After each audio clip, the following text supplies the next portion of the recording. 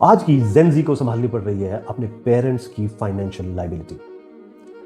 अगर आपके mummy papa retire हो चुके हैं और उनकी इन्वेस्टमेंट जो है अलग अलग जगह पर पड़ी है, जैसे कुछ पैसा एफडीज में पड़ा है, कुछ आरडीज में पड़ा है, कुछ शेयर मार्केट में पड़ा है, कुछ गोल्ड में इन्वेस्टमेंट है।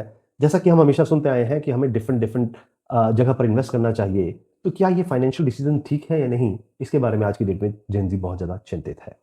क्योंकि कई बार भरोसे में, कई बार जल्दबाजी में, कई बार एजेंट की कॉल या कई बार लालच में भी कुछ ऐसे डिसीजंस ले लिए जाते हैं जो कि बाद में पछतावे का काम करते हैं। तो जेनजी को मजबूरन भी अपने मम्मी पापा की फाइनेंशियल रिस्पॉन्सिबिलिटी को देखना पड़ रहा है। आज के वीडियो में मैं कुछ रियल एग्जांपल्स की बात करूंगा। मैं कोई फाइनेंशियल एडवाइजर नहीं हूं। मैं तो खुद एक इन्वेस्टमेंट करने वाला हूं, जो कि कुछ आर्टिकल्स पढ़ रहा था, तो कुछ आर्टिकल्स में कुछ ऐसे केसेस मेरे सामने आए जिनको मैंने रिसर्च करने की कोशिश की और उसके बाद मैंने उनमें से कुछ उनका क्रक्स निकाला है, जो कि आज मैं आपको इस वीडियो में बताने वाला हूं। ये टॉपिक इंपॉर्टेंट क्यों है? रिटायरमेंट के बाद बहुत सारे पेरेंट्स को उनकी फाइनेंशियल प्लानिंग के बारे में पता ही नहीं होता। जैसे जैसे पैसा आता रहता है, कभी वो बॉन्ड्स खरीद लेते हैं, कभी वो गोल्ड खरीद लेते हैं, कभी वो शेयर मार्केट में लगा देते हैं, कभी वो एफडी करा देते हैं, कभी वो आरडी करा देते हैं। मतलब उनकी फाइनेंशियल प्लानिंग करते करते कब वो अनऑर्गेनाइज हो चुकी है, ये पता ही नहीं चलता। तो जेनजी, जो कि आज की डेट में नॉलेज पूरी लेते हैं, और वो चाहते हैं कि उन सारी फाइनेंशियल प्लानिंग को हम पूरी तरह से ऑर्गेनाइज करें। इसीलिए ये बहुत जरूरी हो जाता है कि ये समझना कि हम कैसे अपनी इन्वेस्टमेंट को ऑर्गेनाइज करें, ताकि हम उनका ध्यान भी रख पाएं और ज्यादा से ज्यादा उनसे हम यील्ड प्रोड्यूस कर सकें। तो इसके लिए हम आज 4 केस स्टडीज को डिस्कस करेंगे। तो पहला आइडिया है fraud risk and financial simplification. ये कहानी है जयपुर के हांडा जी की, जिनको अपने फादर को लेकर, उनके पैसे को लेकर बहुत ज्यादा चिंताएं थी, और वो 2 चिंताएं मेन थी। एक तो फ्रॉड का रिस्क, लेकिन उससे भी बड़ी चिंता थी वेल अलोकेटेड रिलेशनशिप मैनेजर, यानी कि उन्हीं के फादर के बैंक के द्वारा अलोकेट किए गए रिलेशनशिप मैनेजर, जो टाइम एंड अगेन कॉल करते रहते थे उनके फादर को, और कभी कोई प्रोडक्ट और कभी कोई प्रोडक्ट, या एफडी को कैसे वो शेयर मार्केट में इन्वेस्ट करके ज्यादा पैसा कमा सकते हैं, इस तरह के लालच देते रहते थे। तो यहां पर जरूरी हो जाता था कि मिस्टर हन्ना ने अपने फादर की फाइनेंशियल को कैसे सिंप्लीफाई किया। तो उन्होंने कुछ तरीके अपनाए जो कि मुझे भी सीखने हैं और मैं भी अपनाऊंगा।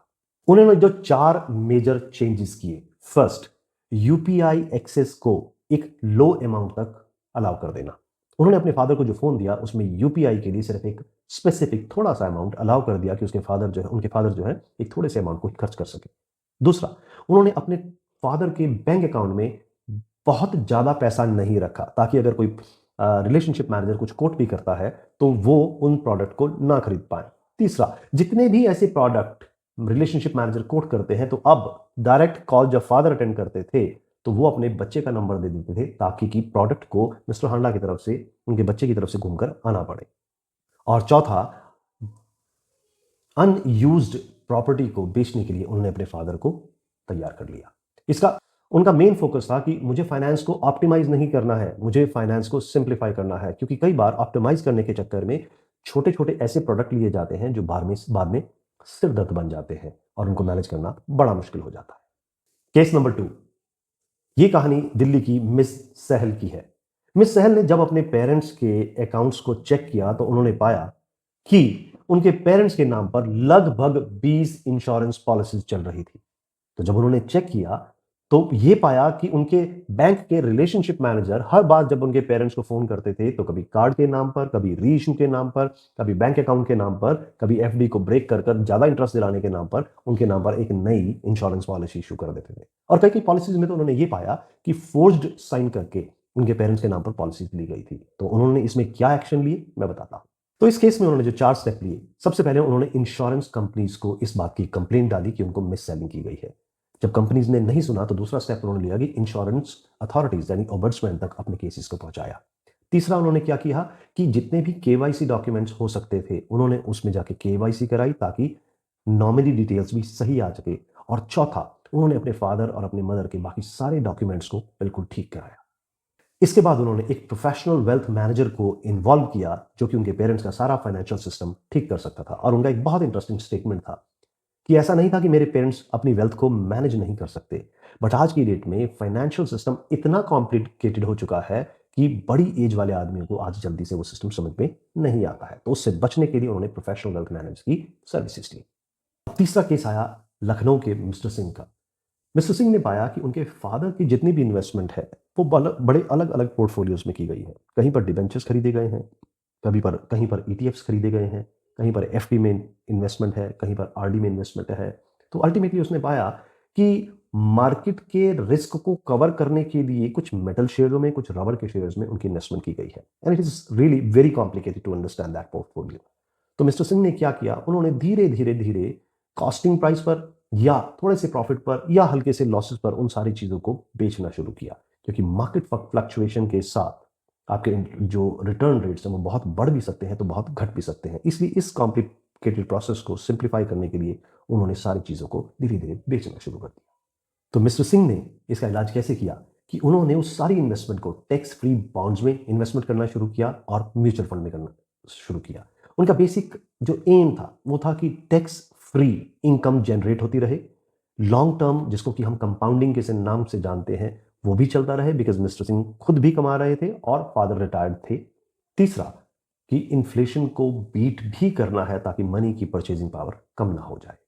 सबसे बड़ा चैलेंज तब आया था 2020 में, जब मार्केट गिरी तो मिस्टर सिंह की जितनी इन्वेस्टमेंट थी वो लगभग 40% डाउन आ गई। फादर जो थे सारे शेयर्स को उसी 40% रेट पे बेचना चाहते थे, क्योंकि उनको पता था कि ये जीरो भी हो सकता है।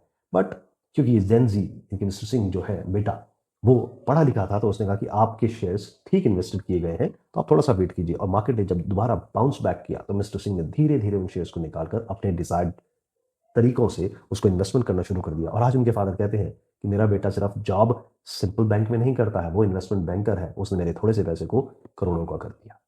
चौथा एग्जाम्पल है पुणे के शांतनु नखारे का। उनके फादर को जब रिटायर हुए तो एक अच्छा लमसम अमाउंट उन्होंने वहां से डिपार्टमेंट से जब मिला तो उनको कॉल आने शुरू हो गए।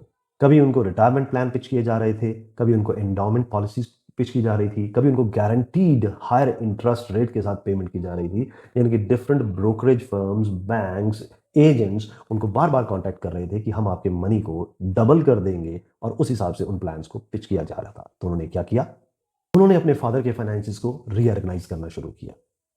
फर्स्ट उन्होंने कॉर्पस को हाइब्रिड और हाई डेट म्यूचुअल प्लान में शिफ्ट किया। दूसरा उन्होंने senior citizen saving scheme setup किया। और तीसरा उन्होंने सिस्टमैटिक विथड्रॉल प्लान शुरू किया। और उन्होंने इसको इफेक्टिव बनाने के लिए कुछ प्रैक्टिकल स्टेप्स भी लिए।